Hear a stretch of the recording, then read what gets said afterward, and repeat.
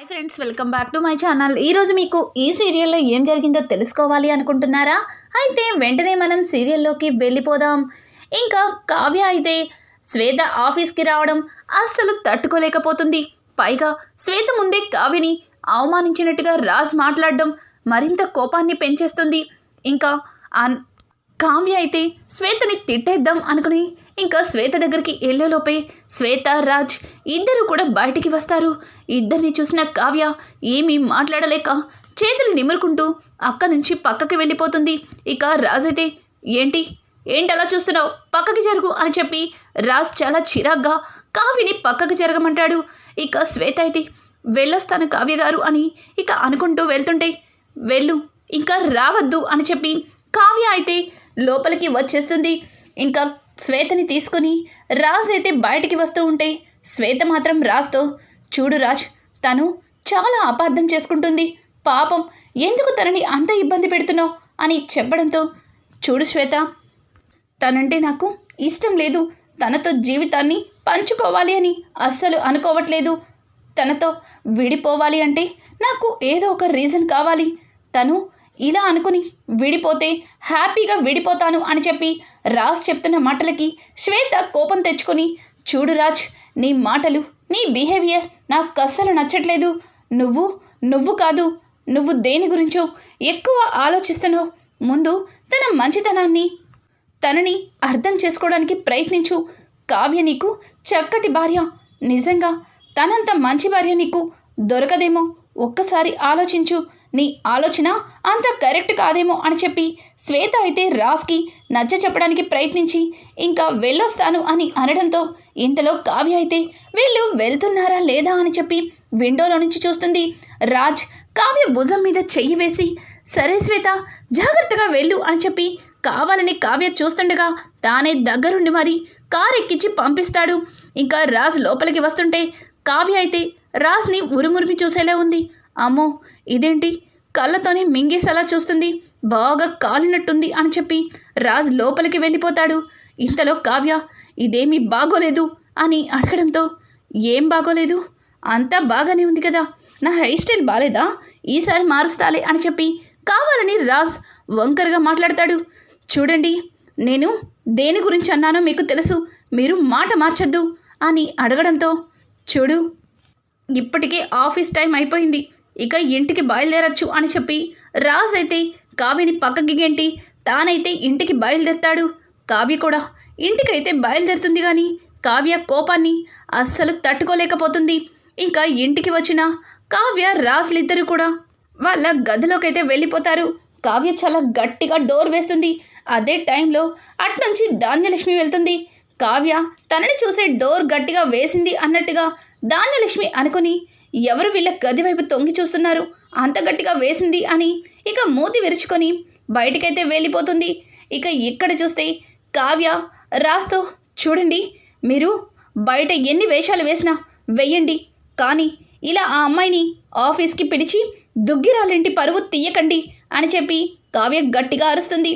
కావ్య అరుపులకి రాజ్ చూడు, నీ అరుపులకి ఇక్కడెవరు భయపడట్లేదు, నేనెందుకు ఇంటి పరువు పోయేలా చేస్తాను, అయినా ఆఫీస్లో గొడవ చేయాలని చూసింది నువ్వు అని అడగడంతో చూడండి, గొడవ చేసేదాన్నైతే శ్వేత వచ్చినప్పుడే చాలా పెద్ద గొడవ చేసేదాన్ని, కానీ మీరు ఇలా శ్వేతని ఆఫీస్కి పిలిపించి ఇంత చీప్గా బిహేవ్ చేస్తారని అస్సలు ఊహించలేదు అని చెప్పి కావ్య అంటూ ఉంటుంది.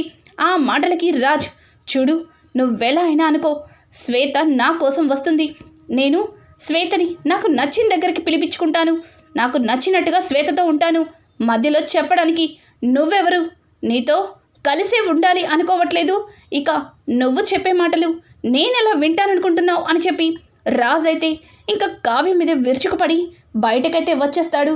కావ్య ఎప్పట్లాగే తను వేసుకున్న చీరని తీసేసి మళ్ళీ పాత కావ్యలాగా రెడీ అయ్యి బయటికి వస్తుంది.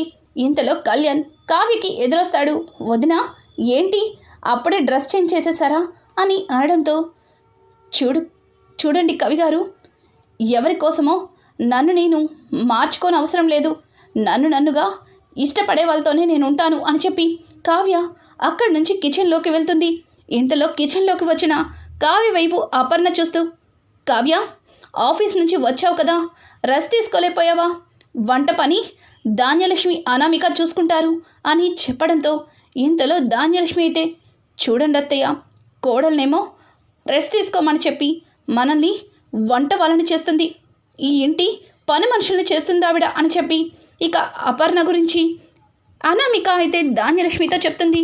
ధాన్యలక్ష్మి, అక్క, మేమేమి ఈ ఇంటికి వంట చేయడానికి వంట వాళ్ళమేమీ కాదు, అయినా ఎవరికో వండి పెట్టే అవసరం కూడా నాకు లేదు అని చెప్పడంతో, ఏంటి ధాన్యం కొత్తగా మాట్లాడుతున్నావు, అంటే ఎవరి కుంపటి వాళ్ళు పెట్టుకుందామని మాట్లాడుతున్నావా అని చెప్పి అపర్ణ మాట్లాడుతూ ఉంటే, అపర్ణ మాటలకి ఇక ఇంద్రదేవి అయితే, అవును, ఆ మాటలు అలాగే ఉన్నాయి, మర్చిపోయావా ధాన్యలక్ష్మి, ఎవరి కుంపటి వాళ్ళు పెట్టుకునేలా అయితే కథ ఇంకొకలా ఉంటుంది అని చెప్పడంతో, లేదత్తయ్య, నేనేమీ అలా అనలేదు, కానీ అందరికీ వండి పెట్టాల్సిన అవసరం నాకు లేదు అని అంటూ ఉంటే ఇంతలో కావ్య, చూడండి చిన్నత్తయ్య, మీరెవరికి వంట చేయక్కర్లేదు, మీరు వెళ్ళి రెస్ట్ తీసుకోండి, అందరికీ కమ్మగా నేనే వండి పెడతాను, వెళ్ళండి అని చెప్పి ఇక ధాన్యలక్ష్మిని అక్కడి నుంచి పంపించేస్తుంది.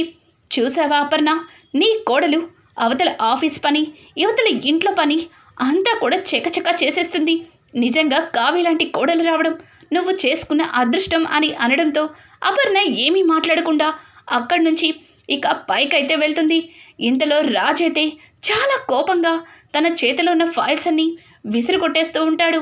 రాజ్ అలా విసిరి కొట్టడం చూసిన అపర్ణ, రాజ్, ఏం జరిగింది? కావ్య నువ్వు ఏమన్నా గొడవ పడ్డారా? తను బాగానే ఉంది కదా, మరి నీకేమైంది అని అడగడంతో, అదేమీ లేదు మామ్, బాగానే ఉన్నాను, ఏదో కాస్త వర్క్ టెన్షన్ అని చెప్పి ఇక రాజ్ అయితే మాట దాటేస్తాడు. కానీ కావ్యని రాజ్ని చూస్తుంటే పరిస్థితి ఇంకొకలా కనిపిస్తుంది. అపర్ణని అసలు ఏం జరిగిందో తెలుసుకోవాలని నిర్ణయించుకుంటుంది. ఇక ఇంతలో కళ్యాణ్ అయితే కావ్య దగ్గరికి వస్తాడు.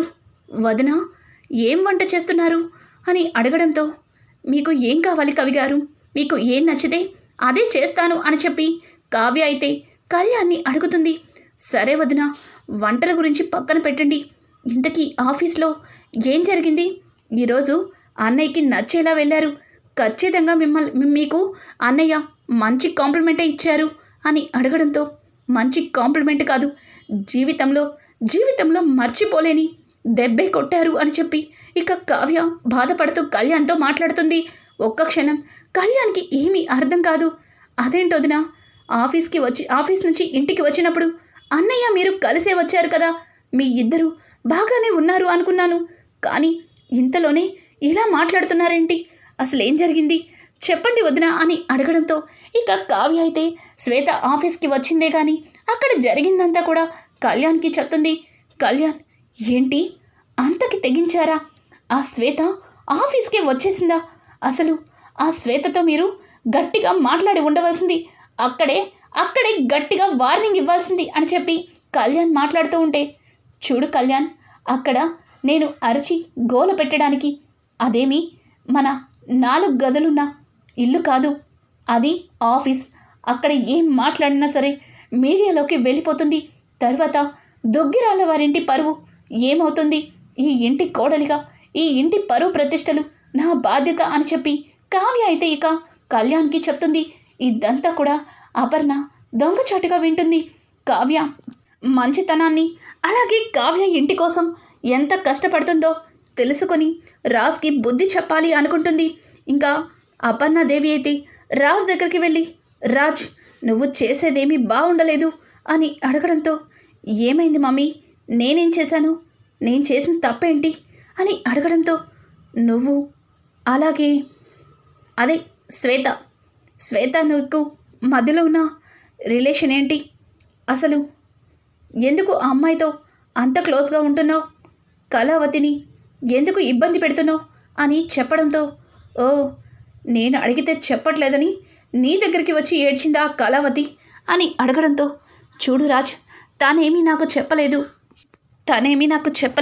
తను నాతో చెప్తే తన భర్త పరువు ఎక్కడ నా దగ్గర పోతుందా అని తనేమీ నా దగ్గర నోరు విప్పలేదు, కానీ తన బాధని నేను అర్థం చేసుకున్నాను, నేనే తెలుసుకున్నాను. చెప్పరా, చెప్పు, ఎందుకు శ్వేతతో అంత చనువుగా ఉంటున్నావు? ఎందుకు? నీకు శ్వేతకి ఏ సంబంధం లేనప్పుడు కావ్యతో నిజం చెప్పొచ్చు కదా. తను నీ గురించి ఎంత బాధపడుతుందో నీకు తెలిసింది కాదా అని అనడంతో, చూడండి మమ్మీ, మీకు ముందు నుంచి తెలుసు కదా, ఆ కళావతి అంటే నాకు ఇష్టం లేదని, తనతో కాపురం చేయాలని నాకు లేదు, తనతో విడిపోవాలి అనుకుంటున్నాను. అందుకే తన అనుమానాన్ని నిజం చేస్తున్నాను. అంటే శ్వేతతో కాదు, తన దగ్గర తన అనుమానాన్ని అదే నిజమన్నట్టుగా తనకి నమ్మిస్తున్నాను. ఆ రకంగా అయినా సరే తను నా మీద ప్రేమని చంపుకుంటుంది, నా నుంచి దూరంగా వెళ్ళిపోతుంది అని చెప్పడంతో, చూడు రాజ్, నువ్వు ఏ తప్పు చేయవని నాకు తెలుసు, కానీ ఒక్కసారి ఆలోచించు. కావ్య కూడా నీ భార్యగా, అన్ని విధాలుగా నీకు తగ్గ అమ్మాయే అని నాకు కూడా అనిపిస్తుంది అని చెప్పి, ఇంకా అపర్ణదేవి అయితే రాజ్కి నచ్చ చెప్పడానికి ప్రయత్నిస్తుంది. చూడు మమ్మీ, కళావతి ఎప్పటికీ నాకు తగిన అమ్మాయి కాదు. అసలు తనకి నాకు చాలా వ్యత్యాసం ఉంది. ఇక దాని గురించి వదిలేసేయండి అని చెప్పి రాజ్ అక్కడి నుంచి ఇక దూరంగా వెళ్ళిపోతాడు. రాజ్ అలా వెళ్ళిపోవడంతో అపర్ణదేవి కూడా కావ్య గురించి మంచితనంగా ఆలోచిస్తుంది. పాపం, నిజం తెలిసినప్పుడు తను ఎంత బాధపడి ఉంటుందో. ఈ ఇంటి గౌరవం కోసం తను ఎంతో శ్రమపడుతుంది. రాజ్ మనసుని మార్చి కళావతికి దగ్గర చేస్తాను అని చెప్పి మొదటిసారిగా అపర్ణదేవి అయితే తన మనసులో కావ్య తన కోడలిగా అంగీకరించి ఇక అపర్ణదేవి రాజ్ని కావ్యని ఒక్కటి చేయాలి అని నిర్ణయించుకుంటుంది. ఇక ఇక్కడ చూస్తే రుద్రాణి అయితే అసలు రాజ్తో కావ్య ఆఫీస్కి ఎందుకు వెళ్తుందో అర్థం కావట్లేదు. పైగా ఇంట్లో చూస్తే అపర్ణ వదినైతే ఆ కావ్యని నెత్తిన పెట్టుకుంటుంది. అసలు ఏంటో అంతా ఇంట్లో విచిత్రంగా ఉంది. ఇక ఈ అనామిక నమ్ముకుని ఏం చేసినా అనవసరమని అనిపిస్తుంది.